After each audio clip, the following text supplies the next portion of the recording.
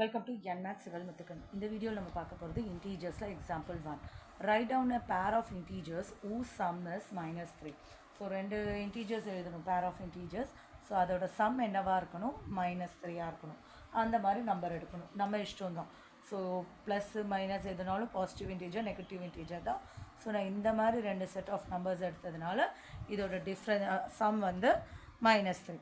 இப்போ difference minus 3. டிஃப்ரென்ஸ்னால் minus value, ஓகேவா? நடுவில் சப்ராக்ட் பண்ணுற வேல்யூ வந்து -5 இருக்கணும். ஸோ இப்போ நடுவில் மைனஸ் வரணும். ஸோ அதுக்கேற்ற மாதிரி போட போகிறோம். இங்கே 3 போட்டுக்கலாம், இங்கே -2 போட்டுக்கலாம். அப்போ ஆன்சர் என்ன வரும்? -5 வரும். ஸோ இது ரெண்டும் தான் அந்த பேர் ஆஃப் இன்டீஜர்ஸ். ஸோ இப்போ டிஃப்ரென்ஸ் இஸ் 2 டிஃப்ரென்ஸ் வர மாதிரி. ரொம்ப சிம்பிள். 9 -7 5 -3 எது வேணாலும் எடுத்துக்கலாம். ஸோ சம் வந்து 0வாக இருக்கணும். அப்போ என்ன வேல்யூ நீங்கள் பண்ணிங்கன்னா இங்கே 2 போட்டால் இங்கே -2 போடணும். ஸோ அப்போ தான் சம் 0வாக ஆகும். இது நீங்கள் என்ன நம்பர்ஸ் வேணாலும் எடுத்துக்கலாம்.